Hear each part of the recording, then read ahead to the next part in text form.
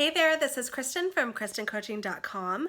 Today in this video, we are going to be talking about how to not be controlling in a relationship.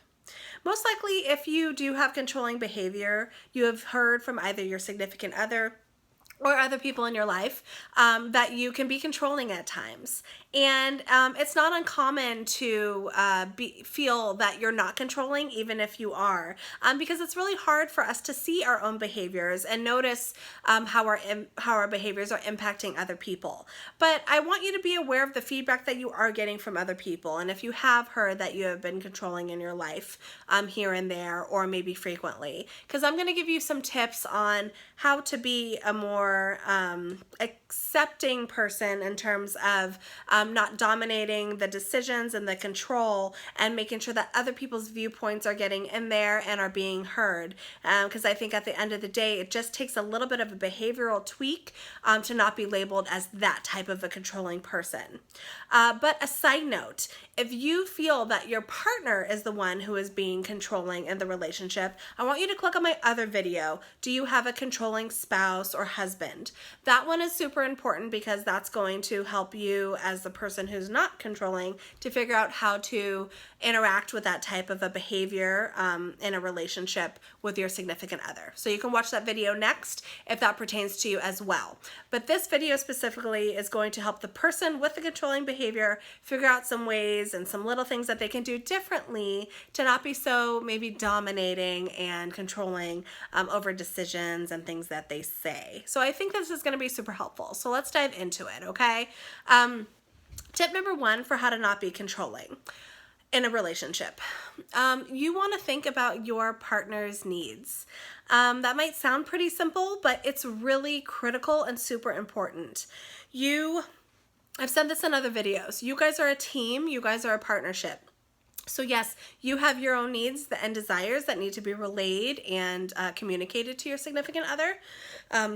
But your significant other as well has needs and desires too. So you need to be able to think about your partner's needs, what they want, and figure out a way to make it where both of you are happy and both of you are content. So you want to factor in them as somebody who is just as much of an equal person in the relationship and just as important for them to get their desires met, because they're not always going to agree with you, and that's okay. They're a completely different individual, and just because you're in a relationship and maybe sharing your lives together, they're a completely independent person. So the dance and the thing that you have to do very carefully is figuring out a way where both people's opinions can be heard and figure out a way to compromise. So think about your partner's needs more and acknowledge that and respect that and honor that.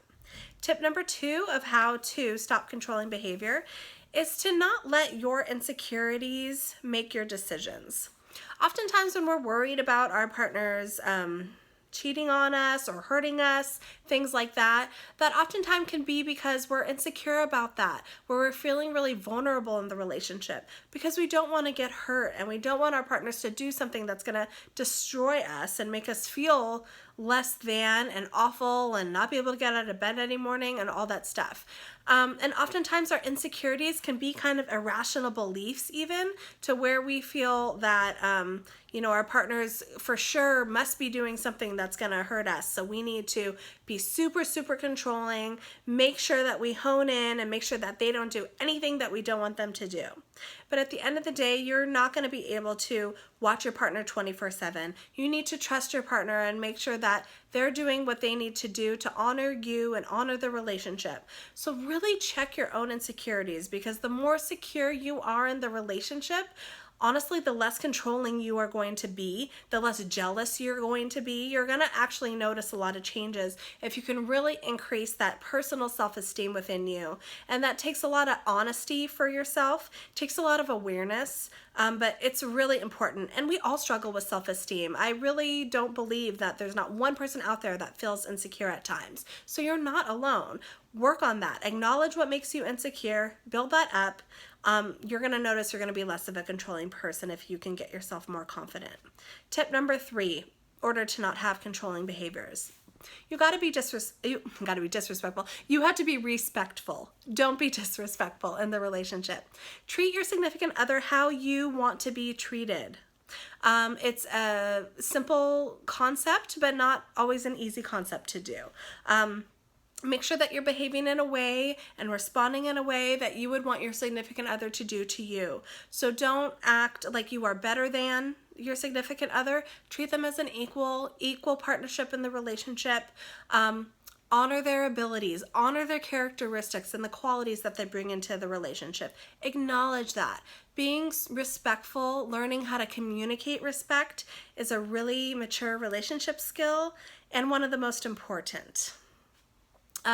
Tip number 4, in order to not be controlling in a relationship, is you need to be open to change. I've said in past videos that you're not perfect and you're going to make mistakes in your relationship.